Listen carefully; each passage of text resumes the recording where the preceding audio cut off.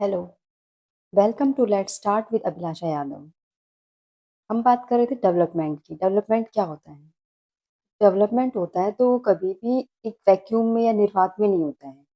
उसके लिए हमेशा एक सोशियो कल्चरल एस्पेक्ट देखा जाता है कि हम किस एनवायरनमेंट में रह रहे हैं, हमारी सोसाइटी कैसी है, किसके साथ हम इंटरेक्शन कर रहे हैं, उस पर हमारा क्या प्रभाव पड़ रहा है। जैसे कि हम स्कूल में जा रहे हैं या फिर कैसे अपने मतलब एडोलसेंस में दूसरों के साथ में दोस्ती कर रहे हैं या आगे जाके जॉब कर रहे हैं या शादी कर रहे हैं। ये सारी चीज़ें जो है रिटायरमेंट होना आगे या फिर कोई जो बायोलॉजिकल चेंजेस आ रहे हैं हमारे अंदर या एनवायरनमेंट से जो हमें चेंज ला रहे हैं हम अपने में, वो सब चीज़ें डेवलपमेंट में आती है। तो हम इसमें देखेंगे कि यूरी ब्रोन इन ब्रेनर का इकोलॉजिकल मॉडल। यूरी ब्रोन इन ब्रेनर।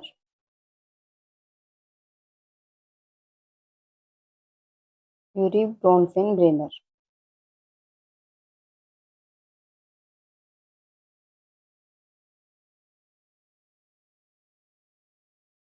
इन्होंने अपना इकोलॉजिकल मॉडल दिया, जिसमें बताया कि कैसे कोई बच्चा है जो अपने एनवायरनमेंट से कैसे इंटरेक्ट करता है।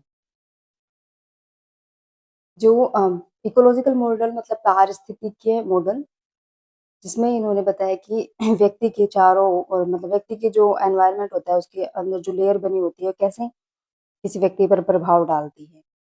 तो यूरी ब्रॉनफेन ब्रेनर जो है वो एक रशियन अमेरिकन साइकोलॉजिस्ट हैं, जिन्होंने इकोलॉजिकल सिस्टम थ्योरी दी।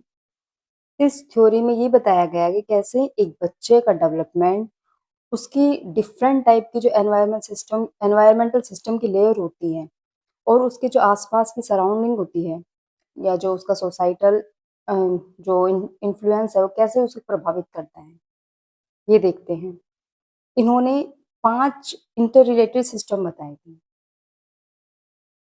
मतलब कि 5 लेयर बताई। इकोलॉजिकल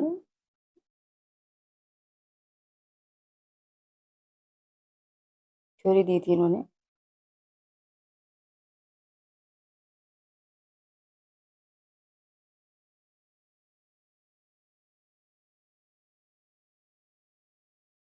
सबसे पहली जो लेयर है उसको बोलते हैं हम माइक्रो सिस्टम। माइक्रो सिस्टम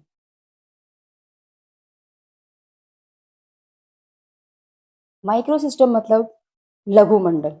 ये किसी भी जो एनवायरनमेंट है या कोई व्यक्ति है उसका सबसे पास वाला जो परिवेश है वो होता है जिसमें व्यक्ति रहता है। ये एक ऐसा परिवेश होता है जिसमें जो बच्चा है वो अपने जो सोसाइटल फैक्टर होते हैं, जैसे उसका फैमिली है या उसके पीयर ग्रुप हैं, टीचर्स हैं या फिर उसके जो नेबरहुड हैं, उनके साथ में जैसे इंटरेक्शन करता है, वो कहलाता है माइक्रो सिस्टम। जो बच्चे के तुरंत मतलब जो प्रभाव डालता है बच्चे के ऊपर, जो डायरेक्ट मतलब जिसका बच्चे के ऊपर प्रभाव पड़ता है वो होता है माइक्रो सिस्टम। सेकंड बात करते हैं मीजो सिस्टम की। मीजो सिस्टम मीजो सिस्टम मतलब मध्य मंडल। इसके लिए जो बच्चे का मतलब जो माइक्रो सिस्टम है उनके अंदर जो आता है, जैसे उसके जो पेरेंट्स आ रहे हैं, उसके टीचर्स आ रहे हैं, उसके स्कूल्स हैं या नेबरहुड है, उनके बीच में जो इंटरेक्शन होती है वो आती है मीजो सिस्टम में। जैसे कि पेरेंट्स और टीचर के बीच में इंटरेक्शन हो रही है, जैसे पीटीएम में डिस्कशन करते हैं बच्चे के बारे में वो, या फिर फैमिली का उसके दोस्तों के साथ में इंटरेक्शन हो रही है वो, या फिर जो मतलब कि जो फैमिली वाले हैं और स्कूल के जो अथॉरिटी हैं उनसे डिस्कस कर रहे हैं बच्चे की परफॉर्मेंस के बारे में, तो वो हो गया मीजो सिस्टम के बारे में। नेक्स्ट हम बात करते हैं एक्सो सिस्टम। एक्सो सिस्टम, इसमें जो बच्चे होते हैं वो उनका जो सामाजिक परिवेश होता है वो ऐसी चीजें आती हैं कि इसमें बच्चा डायरेक्ट रूप से पार्टिसिपेट नहीं करता, बट उसकी कुछ जो सिचुएशंस होती हैं वो बच्चे के जो एक्सपीरियंस होते हैं उन पर प्रभाव डालती हैं। जैसे माता पिता का ट्रांसफर हो जाना, या फिर मदर फादर में कोई टेंशन चल रही है, कोई कॉन्फ्लिक्ट चल रहे हैं, जिनसे कि बच्चे के साथ उनकी इंटरेक्शन अच्छे से नहीं हो पा रही है। बच्चे को जो मतलब सामान्य सुख सुविधाएँ मिलनी चाहिए वो नहीं मिल पा रही हैं, या मतलब जैसे टाइम से स्कूल नहीं जा पा रहा है, या फिर उसकी तबीयत खराब है तो डॉक्टर के नहीं लेके जाया जा रहा है। ये सब चीज़ें एक्सो सिस्टम में आती है, मतलब बाह्य मंडल में। इसमें एक्सटर्नल सेटिंग्स होती हैं जो इनडायरेक्टली तरीके से बच्चे पर प्रभाव डालती हैं।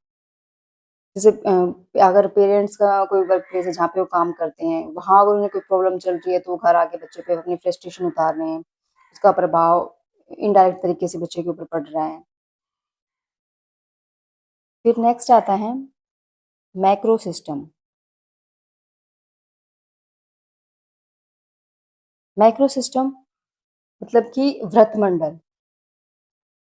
मैक्रो सिस्टम में ये जो लार्जर हमारा जो कल्चरल और सोसाइटल कॉन्टेक्स्ट होते हैं, उसके बारे में बात की जाती है। इसके में ऐसे जो हमारा कल्चर आता है जिसमें व्यक्ति वो रहता है, जैसे कि मतलब उसकी जो कल्चर की है वैल्यूज़ क्या-क्या है, क्या नॉर्म्स बनाए गए हैं वहाँ के, या वहाँ की इकोनॉमिक कंडीशंस कैसी है, क्या रूल बनाए गए हैं वहाँ के, वहाँ जो जिस धर्म के जाति के लोग रहते हैं, उनके आपस में कैसे इंटरेक्शन है, उसका प्रभाव बच्चे के ऊपर क्या पड़ रहा है। वो होता है मैक्रो सिस्टम, यानी कि वृत्तमंडल। जो हमारे ये मतलब वो जो बच्चा है, उसको कैसे उसके ऊपर प्रभाव डाल रहा है और उसको वैसा डेवलपमेंट करने में उसको शेप दे रहा है। नेक्स्ट आता है Chrono system. Chrono system. Chrono system का मतलब है कि व्यक्ति के जीवन क्रम में की जो घटनाएँ हैं, या वो जिस टाइम उसकी जो सोशल या हिस्टोरिकल सिचुएशन है, चाहे उसमें जैसे कोई भी बड़ी चीज़ घटना घट जाना है, अगर मदर-फादर का डाइवोर्स हो रहा है, वो अलग हो रहे हैं, या कोई बड़े पैंडेमिक सिचुएशंस आ गई लाइक अभी कोविड-19 आया था, तो वैसे ही ऐसी सिचुएशन आ जाना जो मतलब ये डायमेंशन ऑफ टाइम होती है, टाइम से रिलेटेड होती है। फैमिली स्ट्रक्चर में जैसे जो अगर टाइम के साथ दिक्कत आ रही है, डाइवोर्स हो रहा है मदर-फादर का, तो उसके बाद बच्चे पे क्या प्रभाव पड़ रहा है, या फिर किसी मतलब कोई वॉर हो गया, तो उससे एक ऐसी सिचुएशन आ रही है बच्चे के बीच में। तो ये जो लाइफ का ट्रांज़िशन होता है, ये बच्चे पे क्या प्रभाव डालता है, ये बताया जाता है क्रोनो सिस्टम में। ये जो लेयर होती हैं, ये कोई एक ऐसा नहीं है कि बच्चे ने जैसे तुरंत बच्चे के ऊपर प्रभाव पड़ा। ये एक मतलब जैसे इकोलॉजिकल थ्योरी बताई गई है, तो ये इसमें मिड में होता है पहले बच्चा है। ये हो गया कोई व्यक्ति, चाइल्ड जैसे कि, ठीक है? इसकी जो दूसरी जो इसके साथ ये लेयर होती है, ये है इसका माइक्रो सिस्टम। माइक्रो सिस्टम मतलब कि जो हमने बताया पेरेंट्स हैं, या जो उसके फ्रेंड्स हैं या स्कूल से भी। माइक्रो सिस्टम के बाद आता है मीजो सिस्टम। मीजो सिस्टम का मतलब है जो माइक्रो सिस्टम है उनके बीच में जो इंटरेक्शन होती है वो मीजो सिस्टम कहलाती है। फिर आता है थर्ड लेयर जो है वो आती है एक्सो सिस्टम की।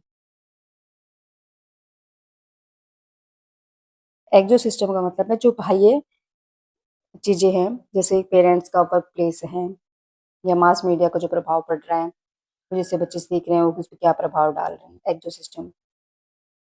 फिर नेक्स्ट लेयर आती है मैक्रो सिस्टम की। मैक्रो सिस्टम, मैक्रो सिस्टम के अंदर की जो कल्चरल वैल्यू है, वहाँ के लॉज हैं, सोशल नॉर्म्स हैं, जो बच्चे पर प्रभाव डालते हैं इनडायरेक्ट तरीके से, वो हो गए। और फिर लास्ट लेयर होती है क्रोनो सिस्टम, जो कि टाइम से रिलेटेड होती है, कि उस पर्टिकुलर टाइम में जो सिचुएशंस आ रही हैं, उसका बच्चे पर क्या प्रभाव पड़ रहा है। ये हो गया क्रोनो सिस्टम। ये हमने देखा यूरी ब्लोन फेन ब्रेनर का इकोलॉजिकल मॉडल। अब इसी में ही हम बात करते हैं कि इंडियन कल्चर में दुर्गानंद सिन्हा ने 1977 में जो इंडियन कंटेक्स्ट में बच्चों के डेवलपमेंट को बताने के लिए जो इकोलॉजिकल मॉडल प्रेजेंट किया उसके बारे में।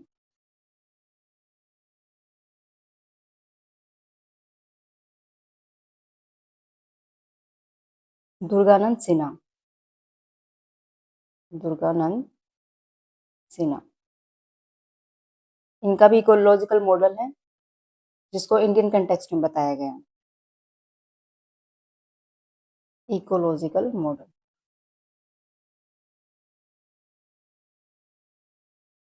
कि जो बच्चे की एनवायरनमेंट होता है उस वो दो जो लेयर है उसके रूप में देखा जाता है।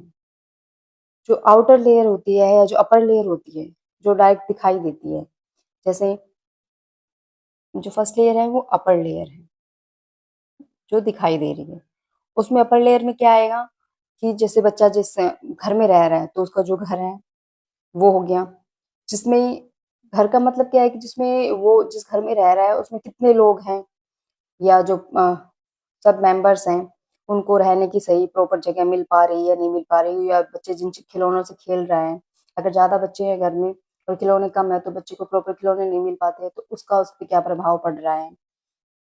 तो ये जो उसकी जो मतलब अपर लेयर में जो है होम की या घर की जो सिचुएशन है उस पर क्या प्रभाव डालती है, ये हो गया अपर लेयर में होम आ गया। सेकंड आता है कि जिस स्कूल में पढ़ने जा रहे हैं, स्कूल का जो एनवायरनमेंट है बच्चे का, उसका नेचर कैसा है, उसमें क्या क्या क्वालिटीज है, वहाँ पे उसे कैसी फैसिलिटी मिल रही है, तो इस उसका बच्चे के ऊपर कैसा प्रभाव पड़ रहा है, ये चीज देखी जाती है। या फिर जब बच्चा है, जब उसका डेवलपमेंट हो रहा है तो उसका अपने पीयर ग्रुप के साथ में कैसे इंटरेक्शन है, कैसे एक्टिविटीज कर रहा है उनके साथ में, ये चीजें अपर लेयर में आती है पीयर ग्रुप के साथ में। ये सभी चीजें ना एक दूसरे से रिलेटेड होती हैं और आपस में इंटरेक्शन होती रहती है इनकी।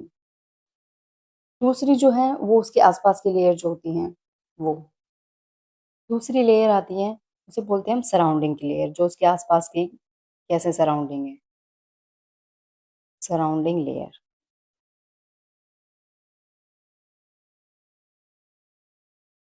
जैसा बच्चे जिस एनवायरनमेंट में रह रहा है उसका जियोग्राफिकल एरिया कैसा है, या उसके वहाँ का जो कल्चर है एंड या फिर जो सांस्कृतिक है परिवेश है, या फिर जो उसके सोशल कास्ट हैं या किस क्लास से वो बिलोंग करता है, कौन सा रिलीजन है, वो उसके ऊपर क्या प्रभाव डालते हैं, ये चीजें सराउंडिंग लेयर में आती हैं।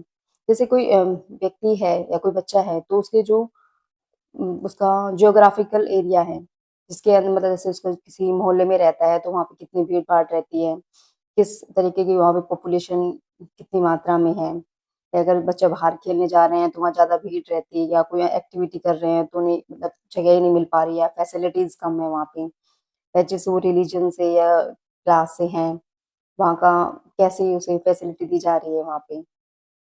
जैसे अगर जिस मोहल्ले में वो रह रहा है वहाँ पे पानी पीने की मतलब पानी कभी कभी आता है, जैसे वीक में एक दिन आ रहा है तो उस चीज से वंचित रह रहा है, वहां पे जो उसे प्रॉब्लम्स आ रही है तो वो बच्चे पे कैसे प्रभाव डाल रही है, ये चीजें आती हैं सराउंडिंग लेयर में। जैसे कि जियोग्राफिकल एरिया हो गया, जियोग्राफिकल एरिया, या फिर सोशल कास्ट हो गई उसकी, या रिलीजन हो गया, ये बच्चे पे कैसे प्रभाव डाल रही है। तो हमने जो ये देखी कि जो आसपास की या मतलब जो सराउंडिंग लेयर्स है हमारी, ये किसी व्यक्ति से कैसे रिलेटेड होती है या आपस में कैसे इंटरेक्शन करती हैं और डेवलपमेंट में किस प्रकार से मतलब अपना रोल निभाती है, कैसे बच्चे पर प्रभाव डालती है। तो व्यक्ति की जो पूरा लाइफ साइकिल होता है उसमें जो उसकी एनवायरमेंटल सिचुएशंस होती हैं वो चेंज होती रहती है। तो ये हमने देखा आज की यूरी ब्रोन फेनब्रेनर का इकोलॉजिकल मॉडल और दुर्गानंद सिन्हा का इकोलॉजिकल मॉडल। Thank you.